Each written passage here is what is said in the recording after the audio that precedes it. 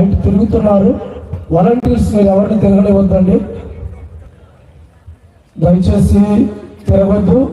చక్కగా కూర్చొని దేవుని వాక్యాన్ని నేర్చుకుందాం.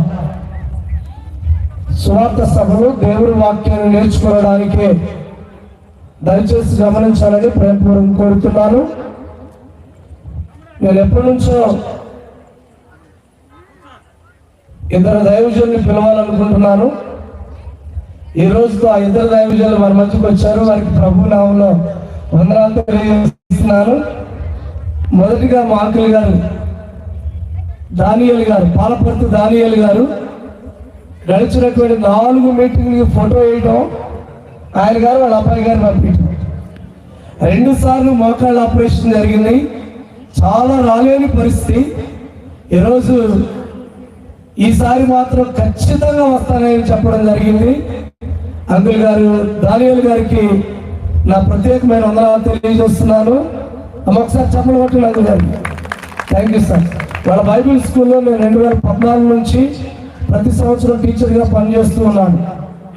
వారు మన మధ్య రావడం సంతోషము. రెండవది, సల్మాన్ రాజు గారిని ఎప్పటి నుంచో పిలవాలనుకుంటున్నారు, పరిస్థితులు అంతదాకా వెళ్ళలేదు. ఈసారి సల్మాన్ రాజు గారిని కూడా పిలవడానికి దేవుడు నాకు అనుగ్రహించినటువంటి కృపను బట్టి దేవుని కృతజ్ఞతలు. ఇద్దరు కూడా చక్కని వర్తమానం అందించే దైవజనులు. మొదటిగా నందిగామలోను చిలకలూరుపేటలో దేవుని పరిచయం చేస్తూ బైబిల్ స్కూల్లో దేవుని వాక్యాన్ని బోధిస్తూ అనేక మంది యవనస్తులు బలపరుస్తున్నటువంటి దైవజనులు సల్మాన్ రాజు గారిని ప్రేమపూర్వకంగా దేవుని వాక్యం అందించవలసిందిగా నేను హృదయపూర్వకంగా వారిని కోరుతున్నాను.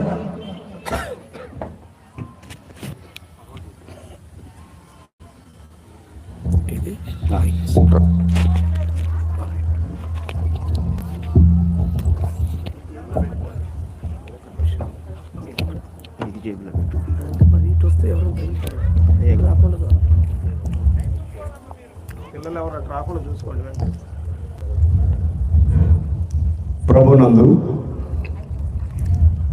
అత్యంత ప్రియులైనటువంటి సహోదరి సహోదరులైన మీ అందరికీ ఎంత మంచి మండు వేసవిలో అనేక ప్రాంతాలకి, అనేక గ్రామాలకి, చుట్టుపక్కల ఉన్నటువంటి అనేక నశించిపోయే ఆత్మలకి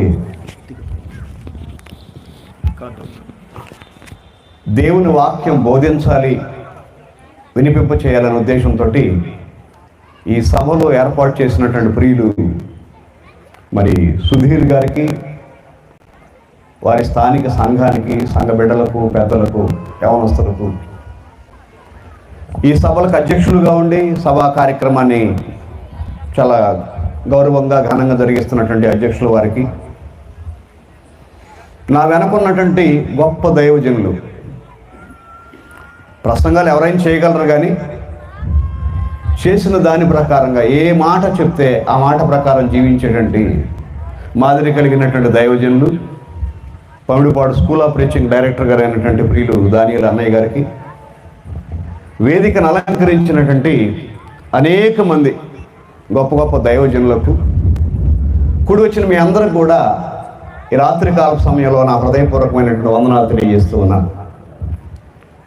సుధీర్ గారు వారి కార్యక్రమాలన్నీ ఫేస్బుక్లో పెట్టినప్పుడు నేను చాలా బాగా చూస్తూ ఉంటాను. మంచి పని వారు చేస్తూ ఉన్నారు. అనేక మందిని కలుపుకొని పోయే విషయంలో దేవుని పని పట్ల వారికి ఉన్న ఆసక్తి చాలా గొప్పది. నేను కూడా చాలా కాలం నుంచి ప్రియుల దగ్గరికి రావాలని అనుకుంటున్నాను. ఇది దేవుని చిత్తం కనుక ఈ సమయంలో రావటం జరిగింది. నాకు ఇవ్వబడినటువంటి సమయంలో దేవుని యొక్క వాక్యంలోకి వెళ్ళటానికి ముందు ఒక 2-3 నన్ను అడిగారు, అయ్యా మీరు ఒక పాట పాడితే బాగుంటుందని అనుకుంటున్నాం మేము అని నన్ను అడిగారు. కాబట్టి ఒక చిన్న పాట పాడిన తర్వాత దేవుని యొక్క వాక్యంలోకి నేను వెళ్తాను. జీవజలము నీవే,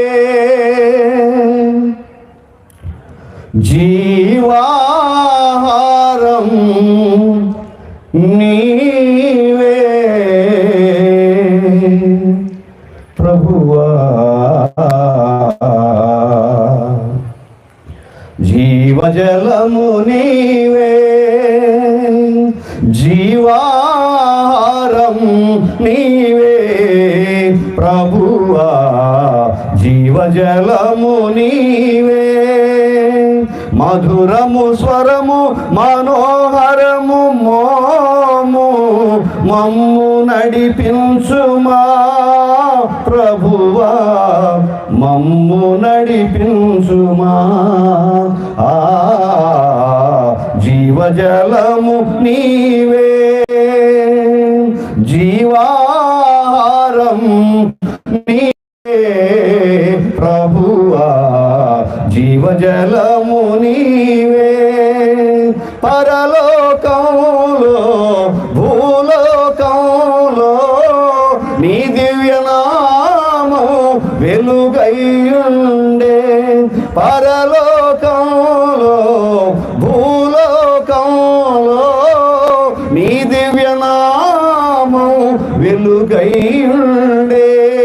యుగ యుగములకు కర్తవు నీవే, ఇహ పరములకు రాజువు నీవే. యుగ యుగములకు కర్తవు నీవే, ఇహ పరములకు రాజువు నీవే. స్తుతులకు పాత్రుడ నీవే కావా, స్తుతులకు పాత్రుడ నీవే కావా. జీవజలము నీవే,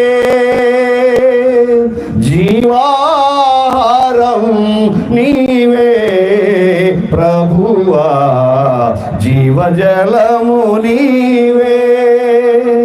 ఆశ్చర్యముగా దరి చేరితివి, చీకటి నుండి విడిపించితివి. ఆశ్చర్యముగా దరి చేరితివి, చీకటి నుండి విడిపించితివి. శాశ్వతమైన ప్రేమను చూపి మా హృదయము వెలిగించితివి. శాశ్వతమైన ప్రేమను చూపి మా హృదయమును వెలిగించితివి. మార్గము సత్యము జీవము నీవే, మార్గము సత్యము జీవము నీవే. జీవజలము నీవే, జీవాహారం నీవే ప్రభువా, జీవజలము నీవే. మధురము స్వరము మనోహరము మమ్ము నడిపించుమా ప్రభువా, మమ్ము నడిపించుమా. జీవజలము నీవే, జీవాహారం నీవే ప్రభువా, జీవజలము నీవే.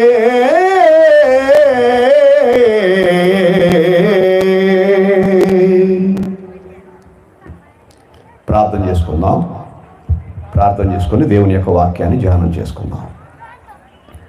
మహాపరిశుద్ధుడు అయిన మా తండ్రి, మహోన్నతుడు మహాగణుడు అయిన మా దేవ, పరిపూర్ణులైనటువంటి వారి మధ్యలో మీ వాక్యాన్ని బోధించడానికి అల్పుడైన నాకు మీరు ఇచ్చిన ఈ చక్కని అవకాశాన్ని బట్టి మీకు వందనాలు తెలియజేస్తూ ఉన్నాం మా తండ్రి. మీ పక్షాన్ని నిలబడి ఈ ఆఖరి దినాన మీ బిడ్డలందరితో మీరు ఇచ్చిన కొన్ని తలంపులు పంచుకోవడానికి నేను నిలవబడి ఉంటూ ఉండగా, ప్రతి వారి హృదయానికి, ప్రతివారు ఆత్మీయంగా మేలులు పొందటానికి, మీ సంకల్పం ఏంటో గ్రహించి మీ చిత్తాన్ని ఎరిగి మీ ద్వారా దీవించబడటానికి ఎట్టి మాటలు అవసరమో ఆ మాటలు మా అందరికి దయచేయండి. బోధించడానికి నాకు కావలసినటువంటి సామర్థ్యాన్ని, సమయోచితమైన తలంపులు, మాటలు దయచేయండి. వినుచున్న బిడ్డలందరూ వింటున్నటువంటి మాటలు బహు జాగ్రత్తగా గమనించి లోపాలు మాలో ఉన్నాయి అని అర్థమైనప్పుడు వెంటనే దిద్దుకునే మనసు ప్రతి ఒక్కరికి దయచేయమని మంచి వాతావరణాన్ని అనుగ్రహించినందుకు మీకు వందనాలు తెలియజేస్తూ ఉన్నాం. మా ప్రియులు పెట్టినటువంటి తలంపు ఏదైతే ఉందో, ఈ సభల ద్వారా వారు ఏమైతే కోరుకుంటూ ఉన్నారో వారి యొక్క ప్రయాసకు ఫలితంగా అనేకమైనటువంటి ఆత్మలు రక్షించబడిన ఆత్మలు బలపరచబడినట్లు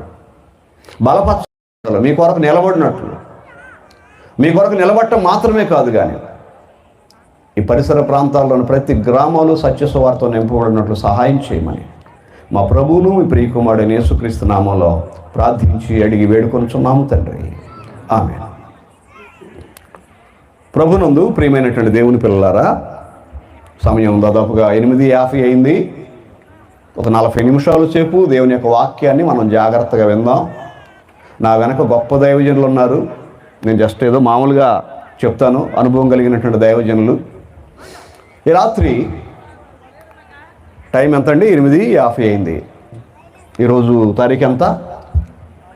30, నెల 4, సంవత్సరం 2025. ఇది 2025 సంవత్సరం 4వ నెల 30వ తారీఖు 8:40 ఏంటండి, వాచ్లు ఉన్నాయి, సెల్ ఫోన్లు ఉన్నాయి, క్యాలెండర్లు చూస్తున్నాం, ఇవన్నీ మీరు వివరించి చెప్పాలా అని మీరు అనుకోబాకండి. ఈ టైం అయినా, ఈ నెల అయినా, ఇదిగోండి ఈ రోజైనా, ఈ సంవత్సరం అయినా దేన్ని బట్టి వచ్చిందో తెలుసా? దేన్ని బట్టి అండి? క్రీస్తు శకం, అంటే క్రీస్తు పుట్టి 2025 సంవత్సరాల 4 నెలల 30 రోజుల 8 గంటల 40 నిమిషాలు. మనం ఎవరినైతే ఘనపరుస్తూ ఉన్నామో, ఎవరి నామాన్నైతే మనం పాటల ద్వారా కానీ ప్రార్థన ద్వారా కానీ కీర్తిస్తూ ఉన్నామో, ఎవరి ద్వారా తండ్రి అయినటువంటి దేవునికి ప్రార్థన చేస్తున్నామో, ఆయన పుట్టి 2025 సంవత్సరాల 30 రోజుల 8 గంటల 40 నిమిషాలు. సాధారణంగా యేసుక్రీస్తుని గురించి మనం ఎంతవరకు ఆలోచన చేస్తామంటే, మరియమ్మ గర్భాన పుట్టిన దగ్గర నుంచి ఆలోచన చేస్తాం. అంటే యేసుక్రీస్తు పుట్టి 2025 సంవత్సరాలు 4 నెలలు 30 రోజుల ఎంత అని చెప్పుకుంటూ ఉంటాం.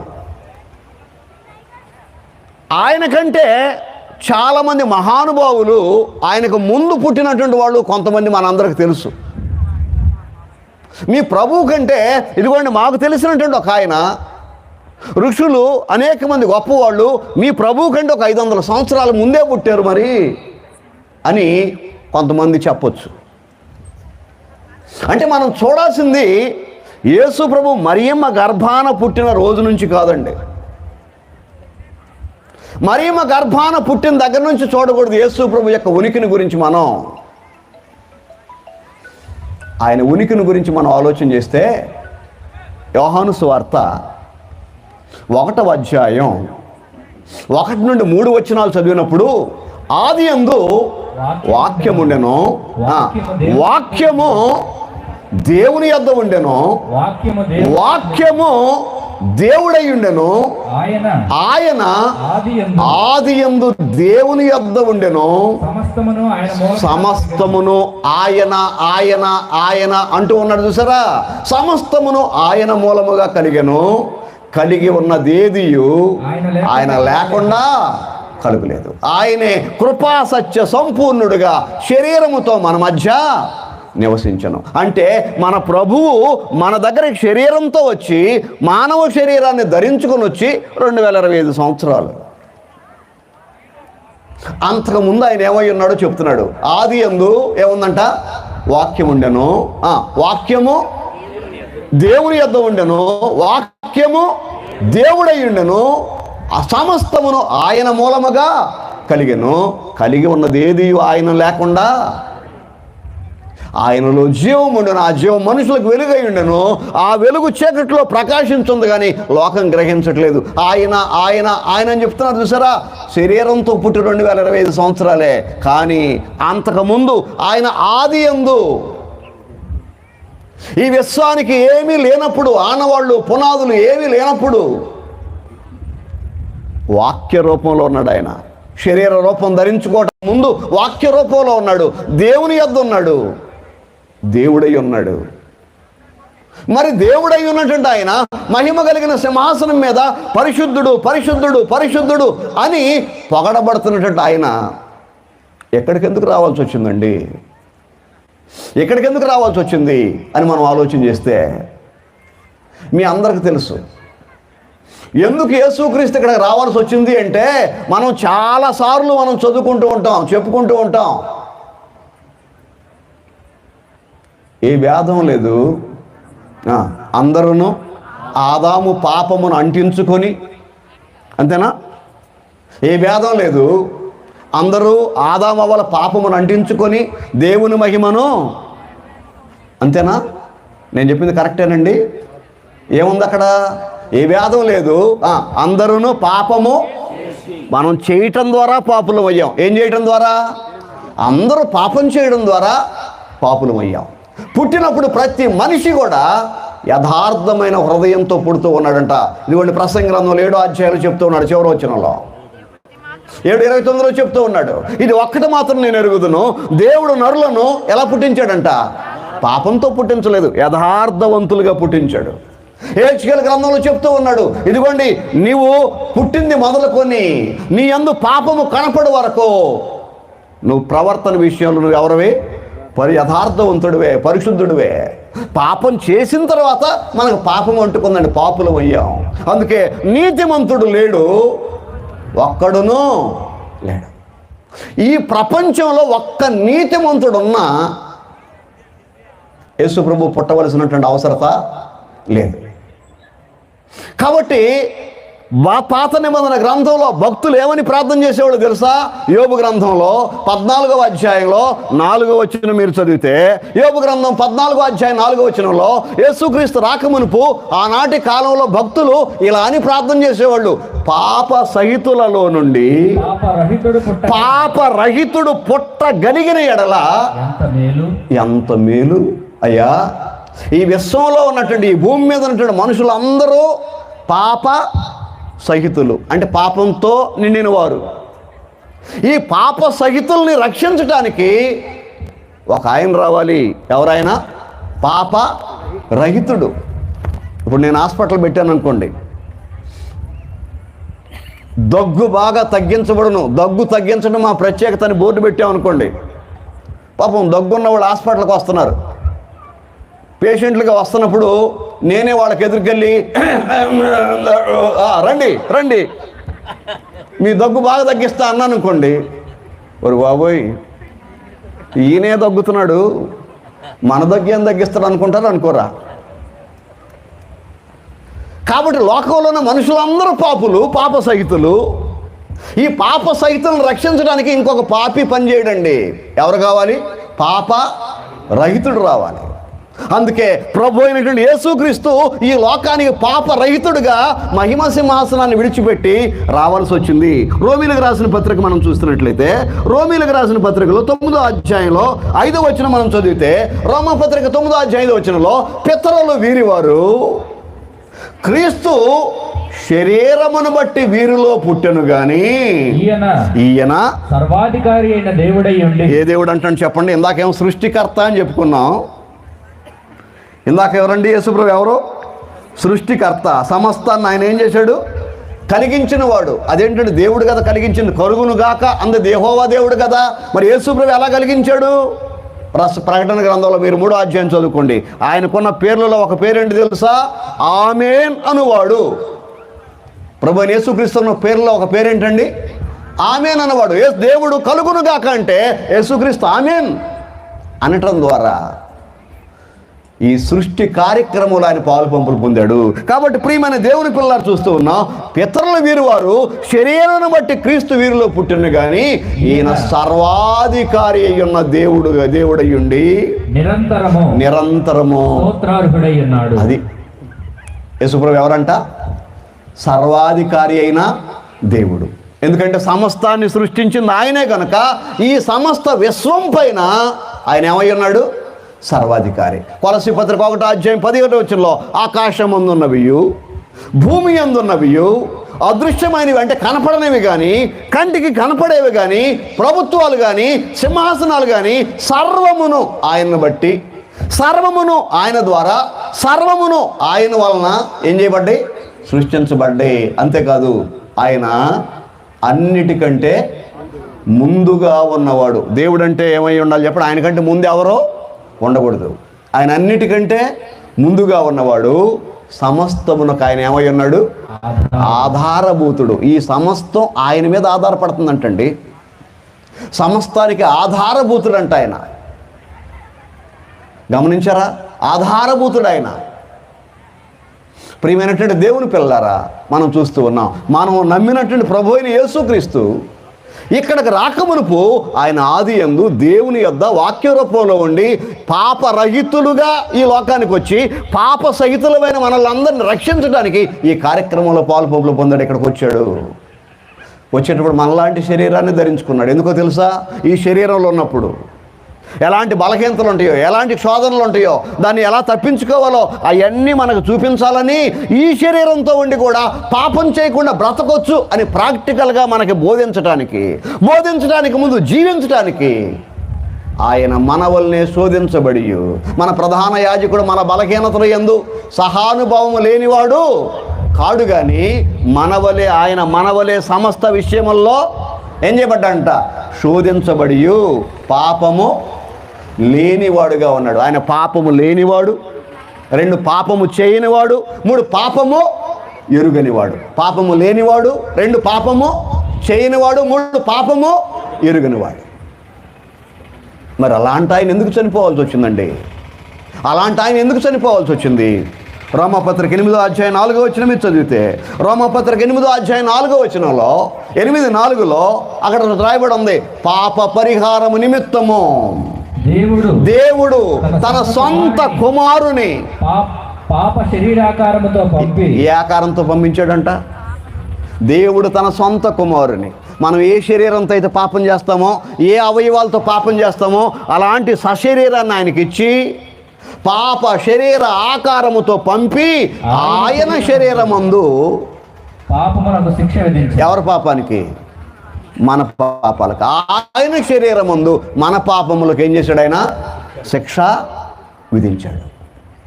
అంటే యేసుక్రీస్తుని తన కుమారుడిని ఎందుకు పంపించాడు అంటే, పాప సహితులుగా ఉన్న మానవుల్ని అదే శరీరాన్ని ధరింపజేసి ఈ శరీరంతో ఉండి కూడా పాపం చేయకుండా ఎలా జీవించవచ్చో నేర్పించి ప్రపంచానికి, ఇదిగోండి ఈ శరీరంతో ఉన్న నేను ఇదిగోండి అనేక విషయాల్లో మీకులాగే శోధించబడ్డా. నేనేం చేయలేదు? పాపం చేయలేదు, పాపం ఎరగలేదు, పాపము లేనివాడిగా, పాపం చేయనివాడిగా, పాపం ఎరుగునివాడిగా జీవించాను. ఎలా జీవించాను తెలుసా? శరీరధారి అయిన దినముల్లో మహారాధన, కన్నీళ్లతో మరణము నుండి తప్పించగలిగినటువంటి వారికి ప్రార్థన, యాచన, కృతజ్ఞతాస్తుతులు చెల్లించడం ద్వారా ఈ శరీరాన్ని పాపానికి దూరంగా నేను ఉంచాను. ఈ శరీరంతో ఉండి కూడా పాపం చేయకుండా జీవించవచ్చు అని ప్రపంచానికి నేర్పించాడు యేసుక్రీస్తు. రైట్, ఇంకా అసలు విషయానికి వెళ్దాం. ఇందాక ప్రియులు వాక్య భాగాన్ని చదివించారు కదా. ఏంటంటే వచ్చిన లూకాసు వార్త 4వ అధ్యాయం 16 నుండి 21 వచనాలు చదివారు. అది నేను మాట్లాడబోయేటువంటి అంశం. ఉపోద్ఘాతం చెప్పాను అంతే. ఏదైనా నాకు ఇవ్వని టయానికి నేను ముగించేస్తాను. యేసు ప్రభు తాను పెరిగినటువంటి నజరేతుకు వచ్చాడు. పుట్టింది ఎక్కడ? బెత్లెహేములో. పెరిగింది ఎక్కడ? నజరేతులో. ఆయనకున్న అలవాటు ఏంటంటే వాడుకు చొప్పున సమాజ మందిరానికి వెళ్ళాడు. వాళ్ళు ఏం చేశారు తెలుసా? ఆయన చేతుల్లో గ్రంథపు చుట్ట పెట్టారు. యెషయా గ్రంథాన్ని చుట్టి పెట్టారు. ఇప్పుడైతే చక్కగా మనకి ఒక పుస్తకం లాగా మంచి ఆకారంతో గోల్డ్ ఎడ్జ్ ఇవ్వండి అంటున్నాం. అప్పుడు గోల్డ్ ఎడ్జ్ కాదండి, ఆ ఎర్ర బైబిల్ కూడా లేదు అప్పుడు. ఏముందండి? చర్మాలు చుట్టి దాని మీద రాయబడినటువంటి దాన్ని ఇలా చదివేవాడు. చాలా బరువు అండి. అసలు ఆయనకి చదవమని ఎందుకు ఇచ్చారు తెలుసా? ఆయన అవమానించడానికి ఇచ్చారు చదవమని. ఎందుకంటే తెలుసా, ఆయన చదువుకున్నాడు. ఎక్కడన్నా చదువుకున్నాడండి? ఆ మాట మీకు ఎక్కడ ఉంది తెలుసా? యోహాను సువార్తలో ఉంది. 8వ అధ్యాయంలో ఏం రాయబడింది తెలుసా? వారు ఆశ్చర్యపడి 8వ అధ్యాయంలో మరి చూస్తే 7వ అధ్యాయంలో మీరు చూస్తే 15వ వచనంలో ఇదిగోండి అక్కడ ఈ మాటలు రాయబడిన అసలు చదువుకొనని ఇతనికి ఈ పాండిత్యం ఎట్లా వచ్చి అసలు చదువుకోలేదు కదా, చదువుకొని ఆయన చేతుల్లో ఏం పెట్టారు? గ్రంథాన్ని పెట్టారు చదవమని. అసలు మానవునికి మాట ఇచ్చింది ఆయన, పలుకిచ్చింది ఆయన, భాష ఇచ్చింది ఆయన, తారుమారు చేసింది ఆయన. ఆయన పరీక్షించేది. ఆయన లేచి చక్కగా చదివాడు. చదవబడిన ఆ మాటల్లో 5 సంగతులు ఉన్నాయండి. ఎన్నమ్మా? 5 చెప్తాను నేను. త్వరగా చెప్తాను, నోట్ చేసుకోండి. నేను వచ్చిన చదివే సమయం లేదు నాకు, అందుకే ఒక 5 సంగతులు ఉన్నాయి. యేసు ప్రభు ఎందుకు ఈ లోకానికి వచ్చాడో ఇదిగోండి ఆయన ఆ వచనాన్ని యెషయా గ్రంథంలో చెప్పబడినటువంటి ప్రవచనాన్ని చెప్తూ, ఈ ప్రవచనం ఈరోజు మీ వినికిడిలో ఏం చేయబడింది? నెరవేర్చబడింది అన్నాడు. ఇది ప్రవచనం. ఆయన చదివింది ఏంటండి? తన గురించి చెప్పబడిన ప్రవచనం. ఈ ప్రవచనం ఏం చేయబడిందంట? నెరవేర్చబడింది అన్నాడు. ఆ ప్రవచనంలో ఉన్న సంగతులు ఎన్ని? 5 సంగతులు చెప్పి నేను ముగిస్తాను. ఇది రక్షించబడిన వారికి, రక్షించబడని వారికి, రక్షించబడి కూడా అవిశ్వాసంతో ఇంకా దేవుల్లో బలంగా లేని వారందరికీ ఉపయోగపడేటువంటి మంచి మాటలు ఇందులో 5 ఉన్నాయి. యేసు ప్రభు ఎందుకు వచ్చాడు చెప్తున్నాడు. తను ఎందుకు వచ్చాడు చెప్తూ అక్కడ 18వ వచనం చూడండి. ప్రభు ఆత్మ నా మీద ఉన్నది, పేదలకు స్వార్థ ప్రకటించుటకు నేను వచ్చి ఉన్నాను. ఆయన వచ్చిన మొట్టమొదటి పని ఏంటండి? స్వార్థ. ఎవరికి? అంతకుముందు దేవుని సంబంధమైనటువంటి మాటలు ఏమన్నా ఆహ్వానాలు ఏమన్నా వచ్చినాయి అంటే, యేసుక్రీస్తు రాకమునుపు దేవుని సేవకులు, దేవుని యొక్క యాజకులు, ప్రవక్తలు ఇదిగోండి ఏదన్నా పిలిచారు అంటే ఆ పిలుపు అందరికి సంబంధించింది కాదు. ఎవరికి సంబంధించింది చెప్పండి? ఇశ్రాయేలు ప్రజలకు మాత్రమే సంబంధించిన ఆహ్వానం. సామాన్యులారా రండి, సామంతులారా రండి, ధనికులారా రండి, దరిద్రులారా రండి, జనములలో తప్పించుకున్నటువంటి వారులారా రండి, భ్రష్టులైన పిల్లలారా రండి, సిగ్గుమాలిన జనులారా రండి, తప్పించుకొని తిరుగుతున్న వారులారా రండి అని ఈ పిలుపులన్నీ కూడా ప్రపంచం అందరికి సంబంధించినవి కాదండి. ఎవరికి సంబంధించిన పిలుపులు అవి? ఇశ్రాయేలీయులకి. అంతకుముందు దేవుడు ఏ పిలుపు పిలిచినా, ఏ ఆశీర్వాదాలు ఇచ్చినా ఆ ఆశీర్వాదాలన్నీ కూడా ఎవరికి? ఇశ్రాయేలీయులకి. అంతే. ఆమోసు గ్రంథంలో 3వ అధ్యాయం మీకు చెప్తా ఉంటాడు. ఏమన్నా తెలుసా? ఇదిగోండి భూమి మీద ఉన్న సకల నివాసులలో మిమ్మును మాత్రమే నేను ఎరిగి ఉన్నాను, మీరు తప్ప నాకు ఎవరో తెలీదు. ఎవరండి మిమ్ములంటే? ఎవరో? ఇశ్రాయేలీయులు. మొట్టమొదటిసారి ప్రభు అయినటువంటి యేసుక్రీస్తు ఈ లోకానికి వచ్చినప్పుడు ఆయన ఏం చేశాడంట? సువార్త ప్రకటించాడు. ఆ సువార్త ఏంటి తెలుసా? ప్రయాసపడి భారం మోసుకొనుచున్న సమస్తమైనటువంటి జనులారా నా యొద్దకు, సమస్త జనులారా అన్నాడా? ఇశ్రాయేలీయులారా అన్నాడా? అంతకుముందు యేసుక్రీస్తు రాకమునుపు ఓన్లీ ఇశ్రాయేలీయులు. నువ్వు యాకోబు కుమారుడువా, ఇశ్రాయేలుకు పుట్టినటువంటి కుమారుడువా, ఆ 12 గోత్రాల్లో ఏదో గోత్రానికి సంబంధించిన వ్యక్తివా నువ్వు? అయితే రండి. కాబట్టి ప్రియమైనటువంటి దేవుని పిల్లలారా మనం చూస్తూ ఉన్నాం. మొట్టమొదటిసారి ప్రపంచానికి సరిపడినటువంటి సువార్త ప్రకటించాడు ఆయన.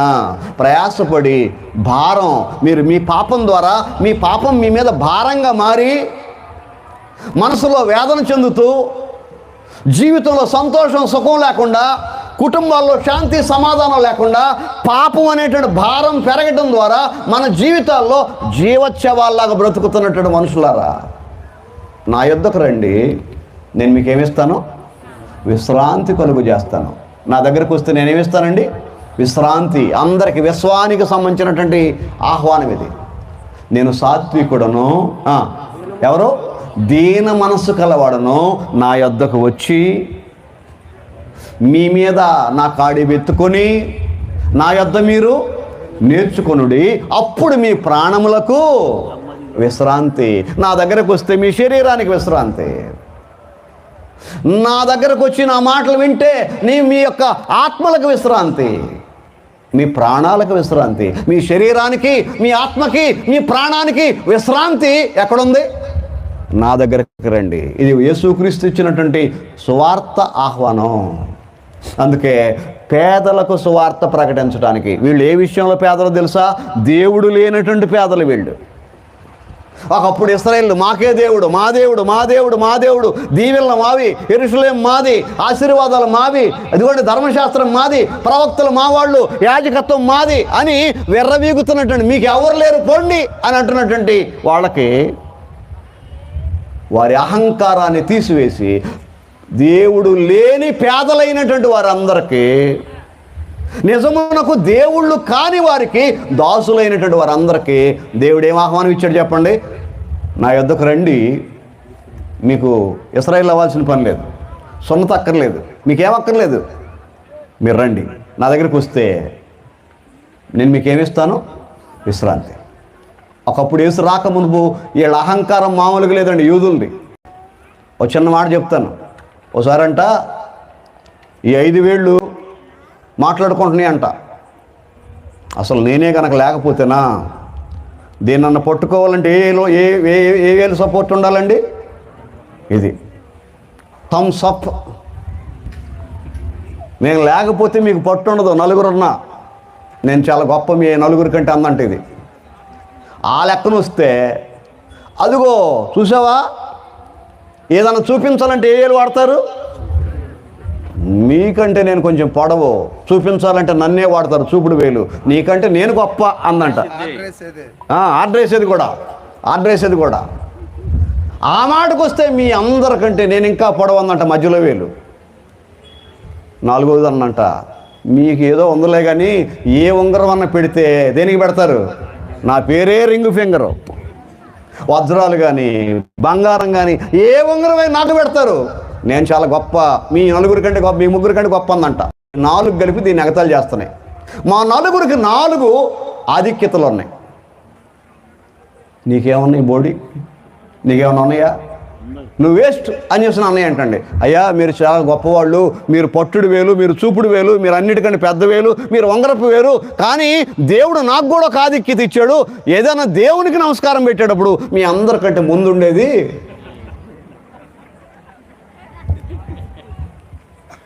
యూదుల అహంకారం, ఇశ్రాయేలీయుల అహంకారాన్ని అణగిచివేయటానికి ఇదిగోండి ప్రభు అయిన యేసుక్రీస్తు దేవుడు లేని పేదలైనటువంటి వారికి ఏం ప్రకటించడానికి వచ్చాడు? ఆయన ప్రకటించాడు.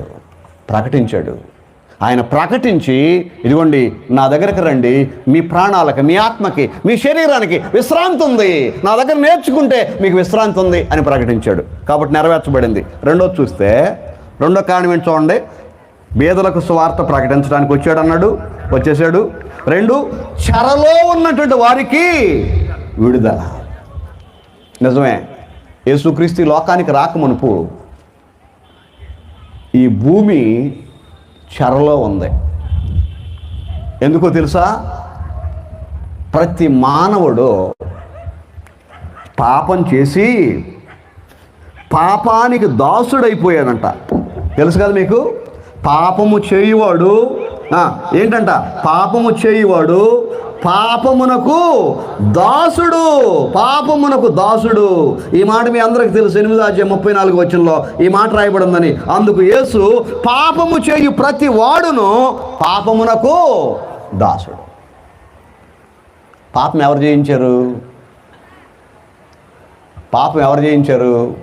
రోమాపత్రిక 5వ అధ్యాయంలో చివరి వచనం 20వ వచనం అనుకుంటానండి. ఆ 20వ వచనంలో ఏమంటాడు తెలుసా? 5వ అధ్యాయం 20వ వచనంలో ఏం మాట్లాడతాడంటే, ఇదిగోండి పాపం అంట, అదే అక్కడ మీరు జాగ్రత్త చదివితే 20వ వచనంలో మీరు చూస్తే, మరియు అపరాధం విస్తరించినట్టు ధర్మశాస్త్రం ప్రవేశించెను, అయినను పాపము మరణమును ఆధారము చేసుకుని. చూసారా? దేన్ని ఏది ఆధారం చేసుకుందంట? పాపము మరణమును ఆధారము చేసుకొని ఏం చేసిందంట? ఏలుబడి చేయటం మొదలుపెట్టిందంట. పాపం మరణాన్ని ఆధారం చేసుకుని ఏం చేయటం మొదలుపెట్టిందంటండి? ఏలుబడి చేయటం మొదలుపెట్టింది. మీకు నాకు ఏ సంబంధం లేదు బాబు, కొంచెం వస్తావా, కొంచెం మంచినీళ్ళు ఇస్తావా అని అడుగుతా. అదే మీకు నేను ఏదైనా డబ్బులు ఇచ్చాను అనుకోండి, అబ్బాయి రా వాటర్ బాటిల్ అంటే ఏమైంది? నాకేమొచ్చింది? మీ మీద అధికారం వచ్చింది. సాతాను ఏం చేశాడు తెలుసా? పాపాన్ని ఎరవేసి, పాపం పట్ల ఆకర్షణ కలుగు చేసి, దానిని ఇదిగోండి ఏం చేశాడు తెలుసా? దురాశ గర్భము ధరించి పాపమును కనగా పాపం పరిపక్వమై ప్రతి మనుషుడు తన స్వకీయమైన దురాశ చేత ఏడవబడి ఏం చేయబడుతున్నాడంట? మరులు కొల్పబడిన వాడై. సాతాను ఏం చేసింది తెలుసా? పాపాన్ని మనకు చూపించి, దాన్ని ఎరవేసి, మరులు కొలిపి, పాపం చేయించి, పాపం చేసిన మనల్ని దాసులుగా చేసుకొని ఈ లోకంలో ఉన్నటువంటి పాపులందరినీ ఏం చేసిందంట? ఈలింది. అందుకే 1:13 కొలస్సీ పత్రికలు చెప్పాడు. ఏం చెప్పాడు? ఆయన మనలను అంధకార సంబంధమైన, యేసుక్రీస్తు రాకమునుపు మనం అందరం అంధకార సంబంధమైన అధికారంలో దాసులుగా ఉన్నాం. సాతాను చెరలో ఉన్నాం. సాతాను చెరలో ఉన్నటువంటి మనల్ని విడిపించాలి. అందుకే విడిపించడానికి ఆయన ఏం చేశాడు తెలుసా? తన రక్తం అనేటువంటి వేల చెల్లించి, పాపము ద్వారా వచ్చు జీతము మరణం, పాపానికి జీతం మరణం, అందరికి బదులు ఆయన మరణించి తన రక్తం ఆదాము మొదలుకొని చివరి మానవుని వరకు కార్చి ప్రాణం పెట్టి మనల్ని వెల ఇచ్చి విడిపించి విమోచించి సాతాను చెర నుండి మనల్ని విడిపించాడు. సాతాను చెర నుంచి మనల్ని విడిపించాడు. అందుకే ప్రభు అయినటువంటి యేసుక్రీస్తు ఆయన ఇటువంటి చెర నుంచి విడిపించబడిన తర్వాత ఆయన చెప్పిన విజయగర్వంతో చెప్పిన మాట ఏంటంటే, పరలోకమందును భూమి మీదను ఇప్పుడు ఏమి ఇవ్వబడింది నాకు? సర్వాధికారం. చెరలో ఉన్నటువంటి ఆత్మలకు విడుదల, సాతాను చెర నుండి విడుదల కలిగింది. కాబట్టి రెండవదిగా మనం చూసినట్లయితే సాతాను చెరలో ఉన్నటువంటి మానవులందరికి కూడా ఏమిచ్చాడు? ఆయన విడుదల దయచేశాడు. రెండవదిగా విడుదల దయచేశాడు. ఇక మూడో మాట ఏంటండి? 1 సువార్త, 2 చెరలో ఉన్నటువంటి ఆత్మలకి విడుదల, 3 గ్రుడ్డి వారికి చూపు. యేసు రాకమునుపు ప్రపంచం అంతా ఎలా ఉందో తెలుసా?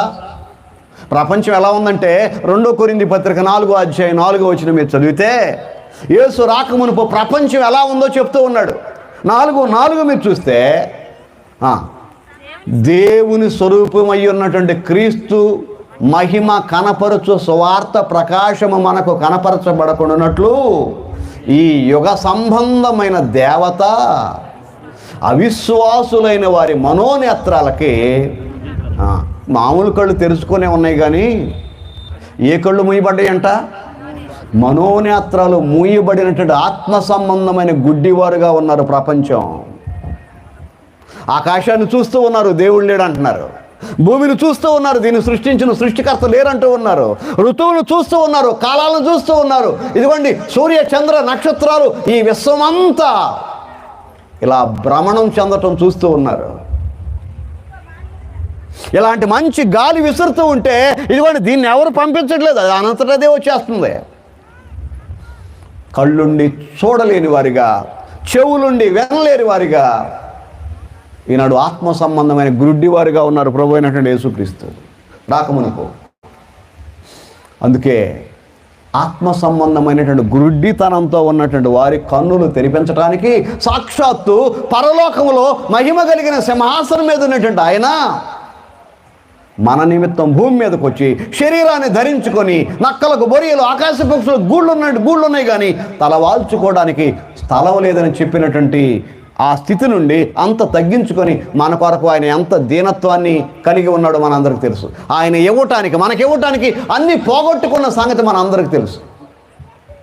ఇప్పటికీ ఆయన ఈ గొప్ప కార్యం చేసి తాను వచ్చి మానవుల కొరకు చేయవలసిందంతా చేసి 2025 సంవత్సరాలైనా ఇంకా క్రీస్తుని అంగీకరించకుండా, పాఠాలలో క్రీస్తుకు పూర్వం క్రీస్తు శకం, క్రీస్తుకు ముందు క్రీస్తు తర్వాత అని చదువుకుంటూ కూడా ఎవరి క్రీస్తు అని ఆలోచన లేకుండా ఉన్నటువంటి ఆత్మ సంబంధమైనటువంటి గుడ్డితనంతో ఉన్నటువంటి వారికి ఏమి ఇవ్వటం కోసం వచ్చేటువంటి గుడ్డి వారికి చూపు. ఒకప్పుడు సౌలు అన్నటువంటి ఆయనకు కూడా మనోనేత్రాలు మూయబడ్డాయి అంట. ఎప్పుడైతే యేసు ప్రభు యొక్క మాటలో అననీయ వచ్చి చెప్పి ప్రార్థన చేశాడో అతని కన్నుల నుండి ఏం రాలిని? పొరలు వంటివి. యేసు ప్రభుని పొరల చాటు నుండి చూస్తే ఆయన కనపడ్డావు. నీ పొరలు పోవాలి, ఆ పొరలు పోవాలి. అది ఎప్పుడు పోతాయి అంటే ఆయన దగ్గర స్వచ్ఛందంగా వచ్చి ఆయన మాటలు ప్రశాంతంగా విని ఆయన చెప్పిన సంగతులు గ్రహిస్తే మన యొక్క కన్నుల నుండి ఉన్నటువంటి ఈ అజ్ఞానం అనే పొరలో యేసుక్రీస్తును ఒక మతానికి ఇదిగోండి, ఒక కులానికి లేకపోతే ఒక దానికి ఇదిగోండి ఏదైతే కేంద్రీకరిస్తున్నారో ఆ పొరల నుంచి మనం బయటకు వచ్చేస్తే ఆయన ఏంటో అర్థమవుతాడు. అందుకే మీ మనోనేత్రములు వెలిగించబడినందున ఎఫెసీ పత్రికలో పౌలు గారు ఎఫెసీలను ఉద్దేశించి మాట్లాడుతూ మీ మనోనేత్రాలు ఏం చేయబడ్డాయి? వెలిగించబడినందున. మనోనేత్రాలకి ఉన్న గుడ్డితనం ఇదిగోండి లేకుండా చేయటానికి, భౌతిక నేత్రాలకు ఉన్నటువంటి కళ్ళు ఉన్నాయి కానీ మనోనేత్రాలు వెలిగించడానికి ప్రభువైన యేసుక్రీస్తు లోకానికి వచ్చాడు. నాలుగోదిగా మనం చూసినట్లయితే నాలుగోది ఏంటండి? నలిగిన వారిని ఏం చేయటానికంట? విడిపించటానికి. నాలుగోది నలిగిన వారిని విడిపించటానికి.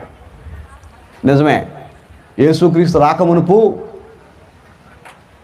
జరిగిన ఒక సంగతి జ్ఞాపకం చేస్తాను. మానవులు ఎంత నలిగిపోయేవాడు జ్ఞాపకం చేయడానికి. 38 సంవత్సరాల నుంచి బాధపడుతూ ఉన్నాడు. ఎక్కడ? బెతెస్దా కొనేడు దగ్గర. పెద్ద ఏం చేయాల్సిన పని లేదు, డబ్బులు ఖర్చు పెట్టాల్సిన పని లేదు. ఒకే ఒక్క రోజుకు ఒక్కసారి అవకాశం వచ్చేది. దేవదూత వచ్చి నీళ్లు కదిలిస్తే నీళ్ళల్లో దిగిన మొదటివాడు బాగుపడతాడు, తర్వాత వాళ్ళకి బాగుపడే అవకాశం లేదు. 38 ఏళ్ళ నుంచి ఒక్క మనిషి కూడా తనకి నీళ్లలో దించడానికి రాక జీవితంలో అంత నలిగిపోయి ఉంటాడు కదా. 12 సంవత్సరాల నుంచి తాను చెప్పుకోలేని జబ్బుతో బాధపడుతూ అనేక మంది వైద్యుల దగ్గరికి వెళ్ళి ఎంతో తిప్పలబడి ధనాన్ని వ్యయం చేసుకున్నటువంటి ఆ తల్లి ఎంత నలిగిపోయి ఉంటుందో కదా. ఒకే ఒక కుమారుణ్ణి పోగొట్టుకొని ఇదిగోండి దిక్కులేని స్థితిలో కుమారుడు పాడ దగ్గర రోధిస్తున్నటువంటి ఆ తల్లి ఎంతో బాధపడి ఉంటుంది కదా. ప్రభు అయినటువంటి యేసుక్రీస్తు జీవితంలో నలిగిపోయిన వారిని, జీవోత్సవాలుగా మిగిలిపోయినటువంటి వారిని, నిరీక్షణ లేనటువంటి వారిని, ధైర్యం చెడినటువంటి వారిని, బలహీనతలు ఓతం లేనటువంటి బలహీనుల్ని ఆయన బాగు చేయడానికి వచ్చాడు. ఇప్పుడు మనకు ఎలాంటి ధైర్యం ఇచ్చాడు తెలుసా? ఎలాంటి ధైర్యం ఇచ్చాడు అంటే పౌలు గారు అంటాడు 4:11 ఫిలిప్పీలకు రాసిన పత్రికలో, ఇప్పుడు మనకిచ్చిన ధైర్యం ఏంటి తెలుసా? నాకు కొదువ కలిగినందున ఇలాగూ నేను చెప్పట్లేదు కానీ నేను ఏ స్థితిలో ఉన్నానో ఆ స్థితిలో ఇంతకుముందు నలిగిపోయేవాడిని. ఏంటి నాకు ఈ స్థితి అని బాధపడేవాడిని. ఇప్పుడు నా భవిష్యత్తు అంతా పరలోకంలో ఉంది, భూమి మీద కాదు. నా అసలు జీవితం అక్కడుంది, నాకు కావలసినవన్నీ అక్కడున్నాయి. జనరేటర్ ఉందండి? ఓకే ఒక్క నిమిషం.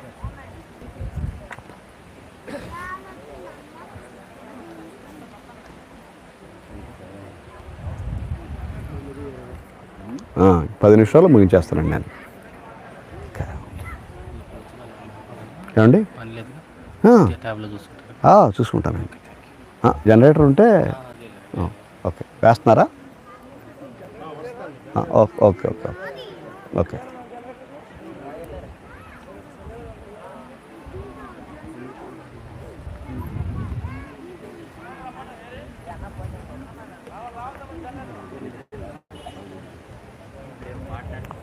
పాట ఓకే, అందరికి వచ్చిన పాట ఓకే ఓకే.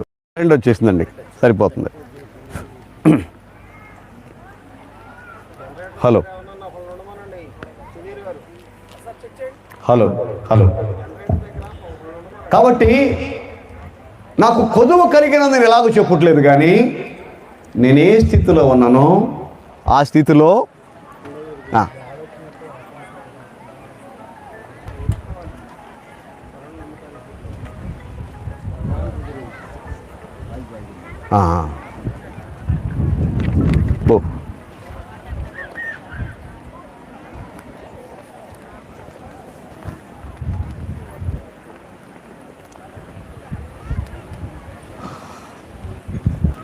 రాత్రంతయు శ్రమ పడినా రాలేదు ప్రభో జయము, రహదారిలో వెదకినను రాదాయెను ప్రతిఫలము.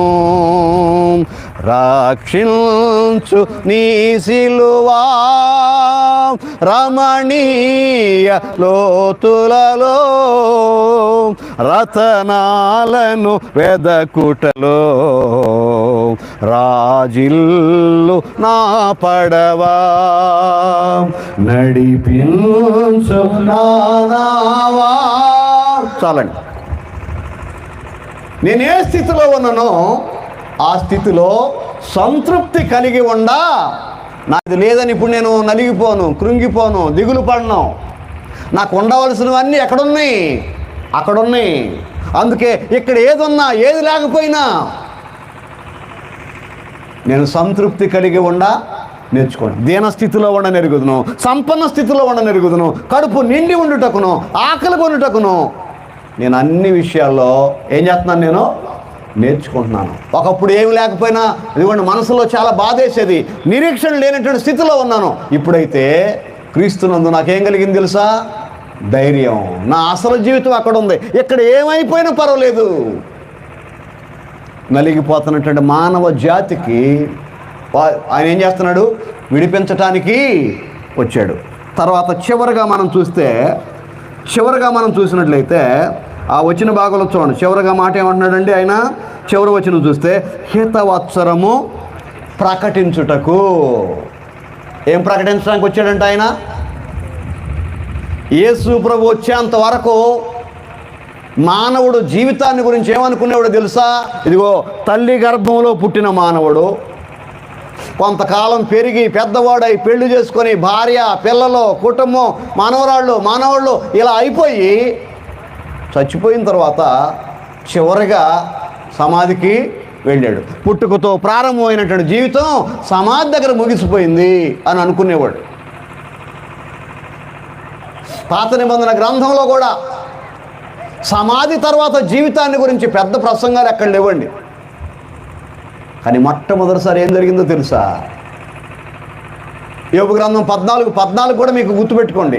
మరణమైన తర్వాత నరులు తిరిగి మరలా బ్రతుకుదరా అనే ప్రశ్న ఉంది, జవాబు లేదు.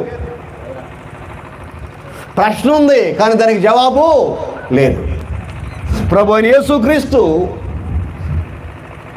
యోబు గ్రంథంలో చెప్పబడిన తర్వాత ఇదిగోండి 1400 సంవత్సరాలకు పుట్టి ఆయన చెప్పాడు దానికి జవాబు. యోహాను సువార్త 11:23 నుంచి ఆ ఆఖరి వచనాల వరకు మీరు జాగ్రత్తగా చదివితే ఆ ఉదంతంలో ఏం రాయబడడం తెలుసా? మరణమైన తర్వాత నరులు బ్రతుకుదురా అని అన్నారు కదా. పునరుద్ధానమును జీవమును నేనే, నా యందు విశ్వాసం ఉంచువాడు చనిపోయినను బ్రతుకును, బ్రతికి నా యందు విశ్వాసం ఉంచువాడు ఎన్నడను చనిపోడు. ఆయన ప్రకటించిన హితవత్సరం ఏంటి తెలుసా?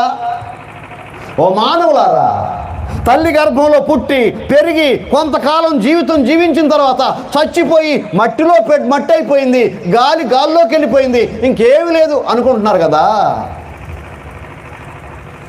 నా యందు చనిపోయినటువంటి వారికి అది చావు కాదు, దాని పేరు నిద్ర.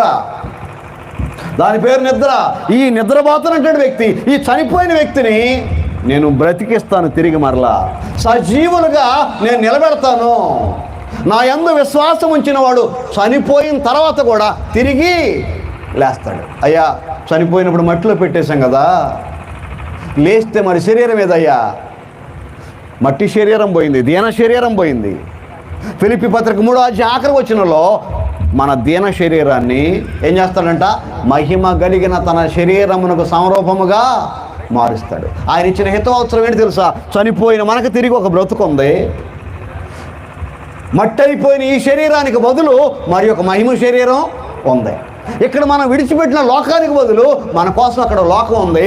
మనం విడిచిపెట్టిన వీళ్ళకు బదులు అక్కడ స్థలం సిద్ధపరిచి, మనకు నివాసాలు సిద్ధపరిచి మనల్ని తీసుకుని వెళ్ళటానికి ఆయన రాబోతూ ఉన్నాడు. అది ఆయన ప్రకటించిన హితవత్సరం. ప్రియమైనటువంటి దేవుని పిల్లలారా, ఈ రాత్రికాల సమయంలో నా మాటలు ముగింపు చేస్తూ ఇదిగోండి నేను మరలా మీకు ఒక 3-5 ప్రశ్నలు వేస్తున్నాను. ఆయన స్వార్థ ప్రకటించాడు, ప్రకటించడం అయిపోయింది. ఆ స్వార్థను అంగీకరించావా? అంగీకరిస్తే ఏమన్నాడు ఆయన? నమ్మి బాప్తిస్మము పొందినవాడు రక్షింపబడును, నమ్మని వానికి 5:24 యోహాను సువార్త, నా మాట విని నన్ను పంపిన వాని యందు విశ్వాసం ఉంచువాడు నిత్య జీవము గలవాడు. వాడు తీర్పులోనికి రాక మరణములో నుండి జీవములోనికి దాటాడు. నువ్వు బాప్తిసం పొందితే దాటేశావు, మరణములో నుండి జీవంలోనికి దాటావు. సువార్త విని కూడా పొందకపోతే నువ్వు విన్నావు కానీ దాన్ని అంగీకరించలా. ఆయన ప్రకటించాడు, నువ్వు విన్నావు కానీ కార్యం జరగలా, క్రియ చేయలా. నువ్వు రక్షించబడకుండా ఎన్ని చేసినా వ్యర్థం.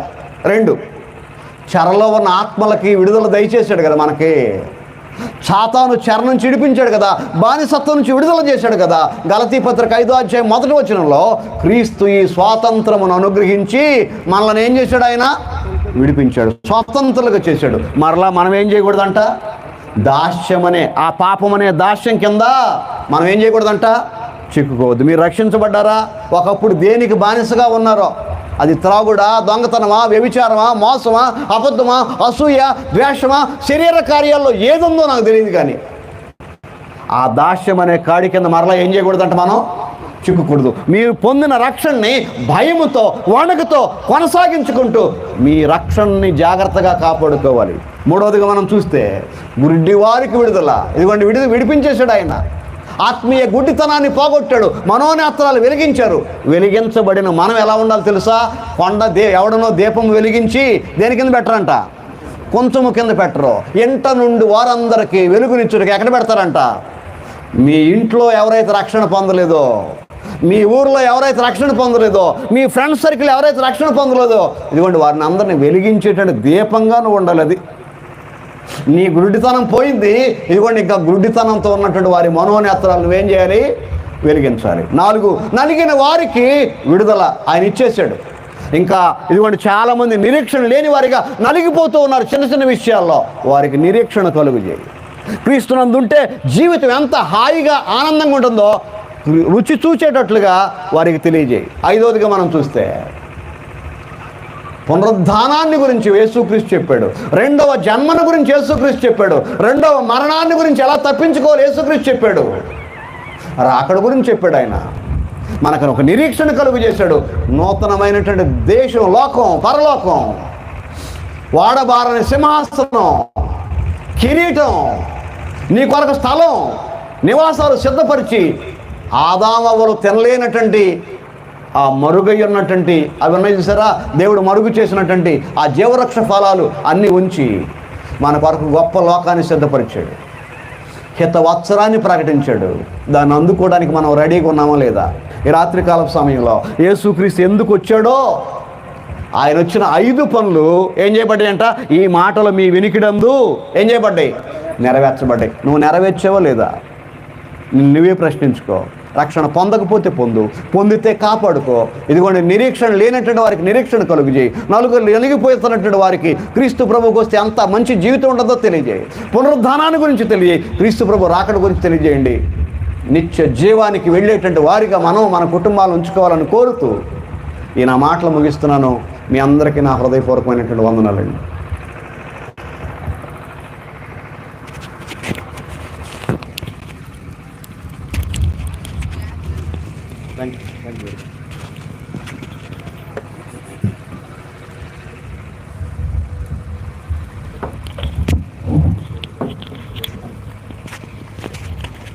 చాలా మంచిదండి.